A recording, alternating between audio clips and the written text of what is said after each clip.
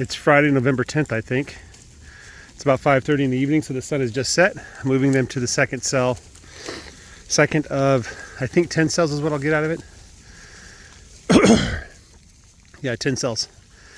And weather is about 60 degrees.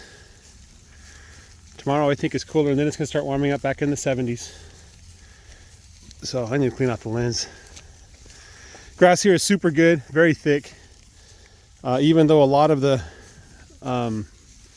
Bermuda grass is gray or brown, there's still quite a bit of green grass too. So these stragglers don't want to leave. They're like, we have grass, why are we leaving? There's tons of grass over here. So yeah, twice daily moves. The sections are about 330 feet wide and 120 feet long, so they're rectangles more than squares. But they're long in the direction that hopefully they won't trample too much grass. But even if they did, I wouldn't mind. The grass needs to be trampled back into the soil to help it regrow. So that's where we're at. Not much to add. I've been getting a lot of good comments about cows, learning a lot of stuff about cows. Somebody said that the triangle is on the left side of the cow. The rumen is on the left side. That's what you got to watch for, I guess. And watch out for a lack of salt. I'm told that grazing naturally like this without fertilizer, the weeds and the grass itself will be higher in micronutrient content.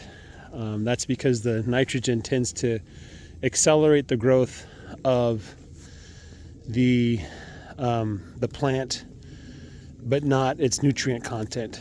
And so in the natural state, the plant not only grows, but it also absorbs a lot of nutrients and presents those nutrients in a way that animals are able to eat it.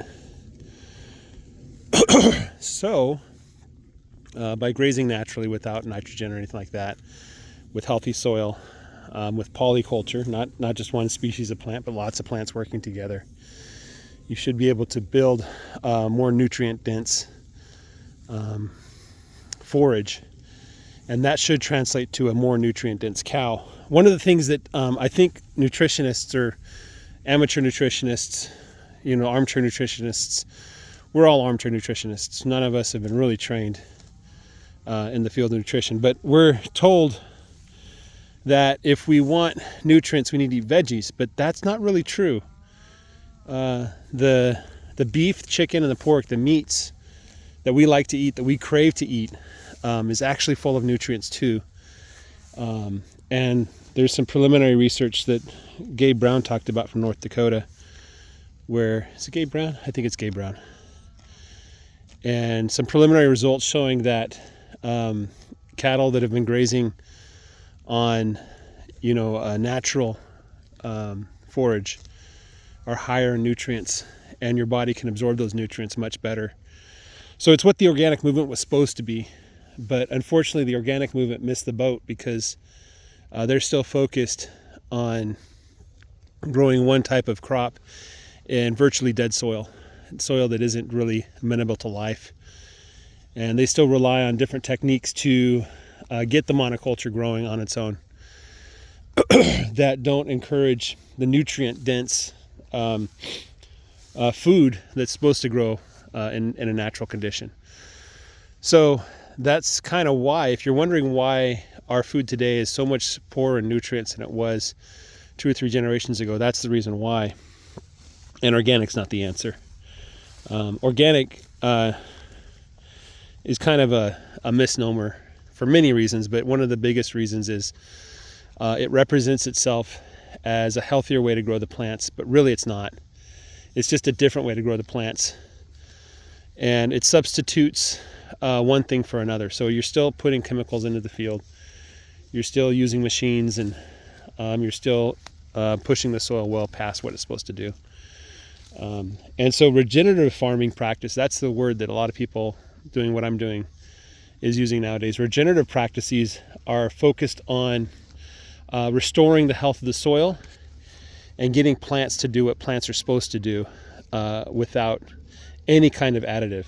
you know, and trying to find that polyculture, trying to use animals in a very natural way to encourage the plant growth, versus like forcing a bunch of fertilizer into the ground.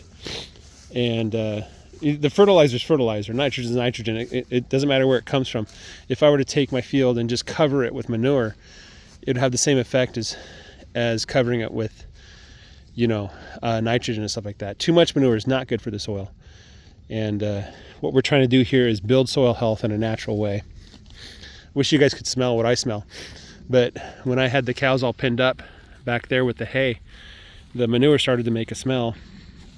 But over here you can't smell anything. It smells perfectly clean. So there's a little bit of smell of the cows, but not much. So, and that's what I'm focused on. I'm not trying to push the soil well past its limits. I'm trying to just get it to do what it's supposed to do naturally. All right, guys, have a great day. Take care and bye-bye.